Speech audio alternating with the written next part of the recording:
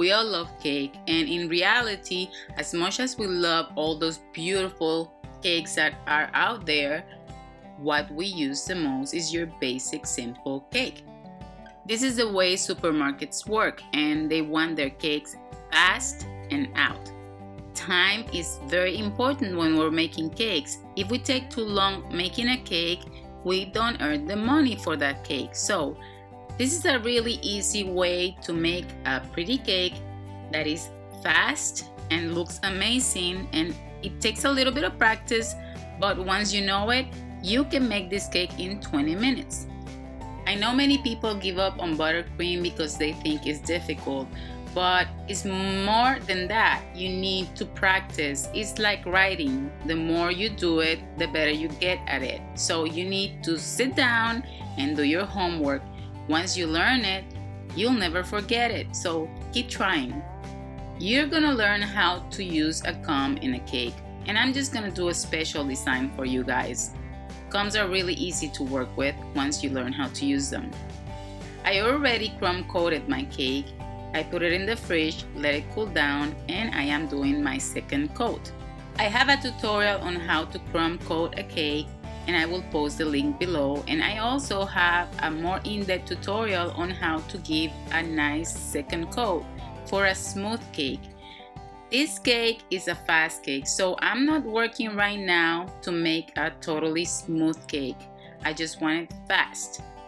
Cooling down the buttercream after your crumb coat makes it easier to give a second coat, and that way the first coat is strong and it won't move. So cooling down works, but you can still do it without cooling. It's just easier if you refrigerate the cake. Once you give the second coat, I use my scraper.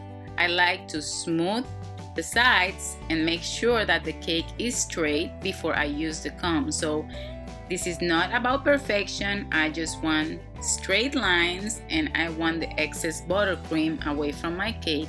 Same with the top. I don't want the excess icing on the top, so I take that away.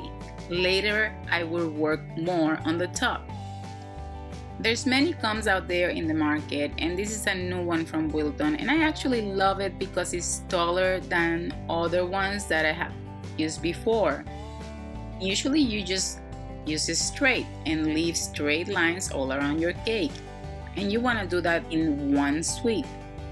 I am going to use it in another way so you can see that you can play with this. Instead of doing it straight, I'm going to be moving my comb up and down, creating this effect on the side of the cake.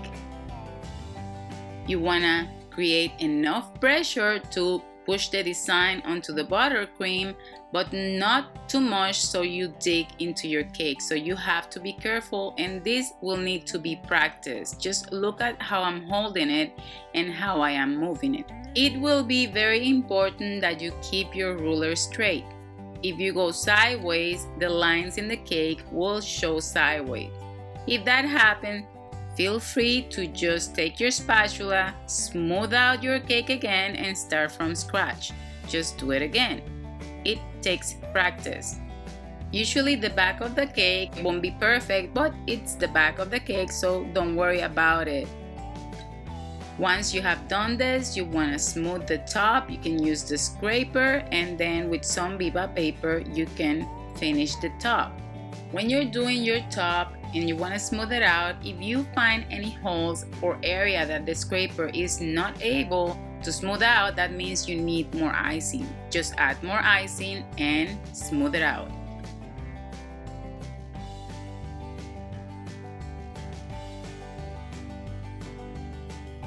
I have two chocolate recipes. One is crusting, and this one actually is all based in butter.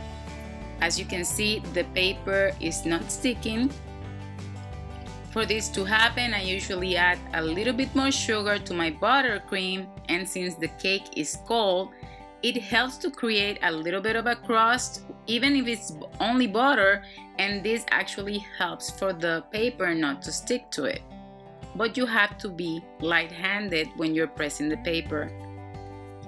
If it sticks to your paper, you can always use a hot spatula and smooth it with it.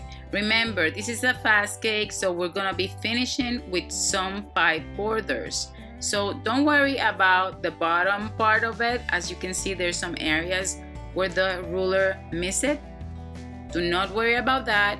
This will be covered by your border. I am using tip 1M for my borders. The top border is a reverse shell, and I will be doing a tutorial on that one soon.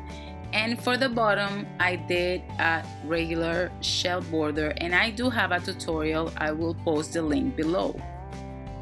Since this cake is made to be done fast, I am not worried about my board. But if you wanted to cover your board, you can do it after you finish with your cake before the border is on.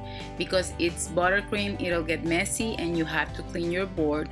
Maybe you can put some fondant later, or you can have another type of board that is covered in some other patterns. As you can see, the cake is beautiful, it's made fast, and it tastes delicious, which is at the end of the day what we all want, a delicious cake that we can make fast. Once again, this will take some practice, so please don't give up and try it until you get it. You will learn it if you try, but if you don't try, it's never gonna happen. Don't forget to subscribe to my channel. Also visit me in Facebook, Instagram, or go to my website and subscribe to my email notifications. That way you can stay in touch and know when I'm posting new tutorials or blog postings. I hope you enjoyed this tutorial. Until next time, ta-ta!